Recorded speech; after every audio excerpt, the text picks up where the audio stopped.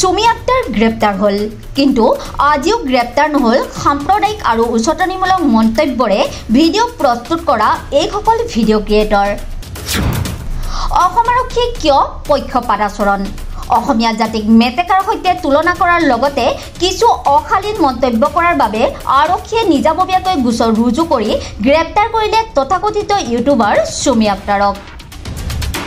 কিন্তু মুছলমান সম্প্ৰদায়ৰ বিৰুদ্ধে সুমি আক্তাৰতকৈ অধিক অশালীন মন্তব্যৰে ভিডিঅ' প্ৰস্তুত কৰি সামাজিক মাধ্যমত ভাইৰেল হ'বলৈ চেষ্টা কৰা তথাকথিত এইসকল ভিডিঅ' ক্ৰিয়েটৰৰ বিৰুদ্ধে মৌন কিয় অসম আৰক্ষী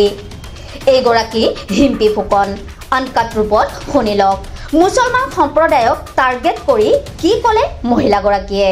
বুৱাৰী আৰু গাভৰুখিনি সাৱধান হ'বলৈ হৈছে দেই সঁচাই কৈছো এই মুছলিম সম্প্ৰদায়ৰ কিছুমান ল'ৰাই বা ছোৱালীও আমাক টাৰ্গেট কৰি লৈছে কিবা এটা পোষ্ট কিবা এটা ভিডিঅ' দিব নোৱাৰো নহয় এহেঁতৰ তেলবোৰ বেছি হয় অলপ তেলে ফটাই এহেঁতৰ তেল বেছি তহঁতৰ মানে ক'লেও লাজ নাইকিয়া ন তহঁতি নিজে বাংলাদেশী বুলি চিনাকি দিছ নেকি হা তহঁতি কিয় লাজ নাপাওঁ নীলাজৰ বাংলাদেশত যা অসভ্যত চালান নীলাজৰ জাতত তহঁতি বাংলাদেশী হয় একো নহ'লে তহঁতৰ কিয় গা পৰিছে হা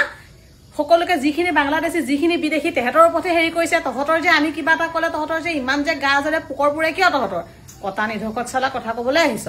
আৰু অলপ আগত এটা পোষ্ট দিলোঁ মই পোষ্টটো লিখিছোঁ যে আমাৰ ধেমালি কৰি লিখিছোঁ আমাৰ সকলোৰে বোলো মানে এক্স হাজবেণ্ড এজন থাকে কিয় নাথাকে আমাৰ তুলনি বিয়া হওঁতে আমাৰ কলগছজোপাক পূজা নকৰে নেকি আৰু তহঁতি যেতিয়া আমাৰ নিয়ম নাজানো আমাৰ একো নাজানো নীতি নাজানো আমাৰ তহঁত কমেণ্ট নিদিবি কোনে মাৰিছে তহঁতক আমাৰ পেজত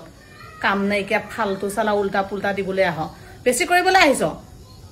তহঁতক বুৰ্খা পিন্ধি পিন্ধি মাৰে ভনীহঁতক ঢাকি থ'বলৈ আমি ঢাকি থাকিব নোৱাৰো নহয় যোনে যোনে কৈছ তেহেঁতৰ গাত লাগিব চবেই মুখ পাতি নলবি কেৱল মুছলমানেই নহয় সদৌ অসম সংখ্যালঘু ছাত্ৰ ইউনিয়ন চমুকৈ আমচুৱা এটা অনুষ্ঠানত জাতীয় সংগীত পৰিৱেশন কৰাক লৈও ইটিকিং কৰি বহুৱামি বুলি উল্লেখ কৰিবলৈ নেৰিলে এইগৰাকী হিম্পী ফুকনে লাজ লাগিছে জাতীয় সংগীতটো যদি আপোনালোকে শুদ্ধৰূপে গাব নোৱাৰে তেনেহ'লে কিহৰ সংগঠন কৰিবলৈ আহিছে আপোনালোকে হা শুদ্ধকে জাতীয় সংগীতটো আপোনালোকে গাব নোৱাৰে চাই গাওঁতেও আপোনালোকৰ ইমান ভুল নোচোৱাকেতো গাব আপোনালোকে নোৱাৰে হয়নে নহয় আৰু কি কম আৰু বিশেষ ক'বলৈ একো নাই কিন্তু কিছুমান বস্তু দেখিলে নকৈও থাকিব নোৱাৰো নেগাব যদি নোৱাৰে নেগাব একো নহয় জয় আই অসম বুলি ক'ব আৰু একো নক'ব লাগিলে নেগাব বুকুত হাতটো থৈ জয় আই অসম তেনেকৈ ক'ব হ'ল এইবোৰ বহু আমি ভাল নালাগে মোবাইলটো লৈ মুখৰ আগত আকৌ কবিতা পঢ়াৰ নিচিনা মুখস্থ কৰিছে সৰুতে থাকোঁতেও আমাক যেতিয়া গাব দিয়ে আমি ৰাতিয়ে দিনটো মুখস্থ কৰোঁ হৈছে নে নাই বুলি কৈ তাৰ পিছত গাওঁগৈ তো আপোনালোকতো ডাঙৰ হ'ল তো আপোনালোকৰনো একে ইমান মুখস্থ নাইকিয়া নে সময়ৰ লগত বয়সৰ লগত মানুহে পাহৰে বাৰু ঠিকে আছে কিন্তু যেতিয়া এনেকৈ হৈ যায় আগদিনাখনে জানে যদি গাব লাগে বুলি তো মুখস্থ কৰি থ'ব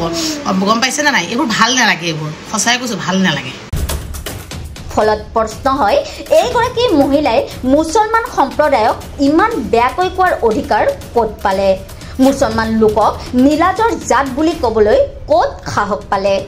ভাৰতৰ কোনখন সংবিধানে অধিকাৰ দিলে উচ্ছেদকাৰীসকলক বাংলাদেশী বুলি ক'বলৈ ধৰ্মৰ ভিত্তিত বিভাজনৰ উচতনিৰে ভিডিঅ' প্ৰস্তুত কৰি সমাজত হিংসা আৰু ভেদাভেদৰ বাতাবৰণ সৃষ্টি কৰা এইসকল ভিডিঅ' ক্ৰিয়েটৰৰ বিৰুদ্ধে আৰক্ষী প্ৰশাসনে ব্যৱস্থা গ্ৰহণ নকৰাটোহে আশ্চৰ্যৰ বিষয়